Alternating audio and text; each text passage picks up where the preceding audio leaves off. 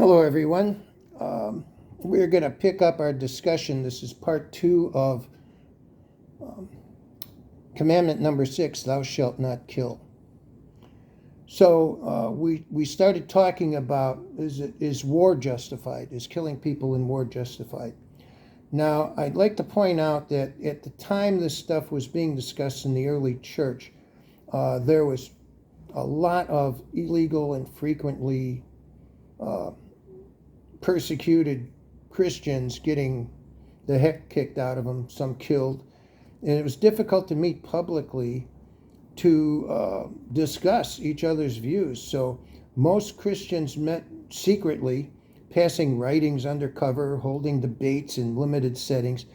So a lot of views took a while for the church to reach consensus on until they were able to hash it out. So it wasn't until Augustine's writings that much of what we call Orthodox Christian thought was organized into a clear system and publicly established in print for all to see.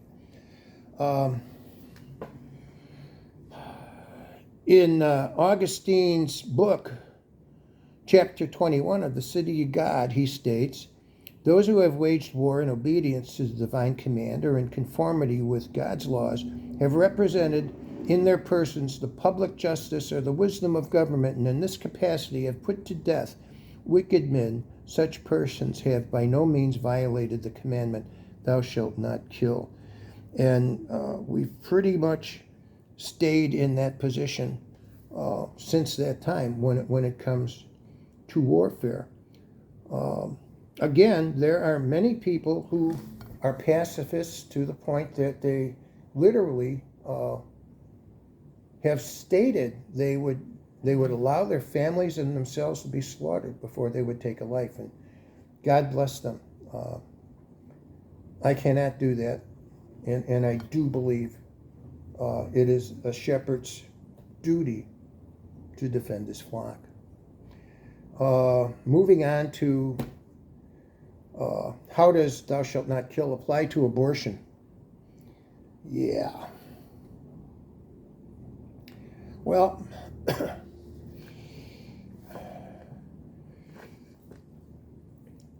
there were various pagan cultures back 2, 3, 4,000 years ago where human sacrifice was considered perfectly acceptable and expected to pagan gods. Certainly today I think all agree that human sacrifice, using that term, is absolutely crazy and maniacal. But the fact of the matter is there are so many people torn on this subject. Sometimes these discussions intersect with debates about reproductive technology, such as in vitro fertilization, and what about kids that have Down syndrome. Pro-life Christians have very different stances on that in some cases. So how should we respond? All I can tell you is this. I am not a scholar, but I can tell you where my heart is. Before I came to Christ, I believed in a lot of things that I believe today are wrong. One of them was abortion. Today, if I had the mindset I have today as a Christian, and Mary and I were young, and we were to have a child, and the doctor told us the child would be born without lungs, I would discuss it with Mary, and I would pray to have the child born and pray for a miracle that when that child is born, it will come out with lungs. That's how much I've changed my opinion on that. And I do believe that there is no difference in abortion than child sacrifice. And in almost 99% of the time, abortion is, not health care or child care. And yeah, I know I'm not a woman. That is my biblical opinion on the subject. So how do Christians respond to the debates of thou shalt not kill? Ultimately, we need to look at the human condition, the human heart, and understand that many people will vary in their opinions on these things. The sad truth of the matter is, if it's really looked at factually, not emotionally, children are aborted for convenience, or they're going to cost too much money, or gee, we don't want to go through this again. And that is factually verifiable.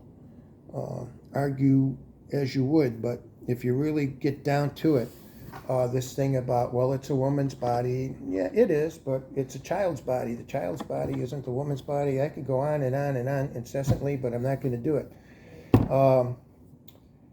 This is unresolved to this day. I will say this: at the time Roe versus Wade was decided, there was very, very little evidence about what a child in utero was. Doctors didn't start giving anesthetic to babies until well into the 20th century, because they were convinced babies didn't feel any pain. Okay, we have come so far from Roe versus Wade and the understanding of what life is. Life is sacred. Life is divine. Life is to be loved. And except for war or self-defense, there seems to be absolutely no God-given reason or right to use it. And that's where I'm at. I love you, church. Take care.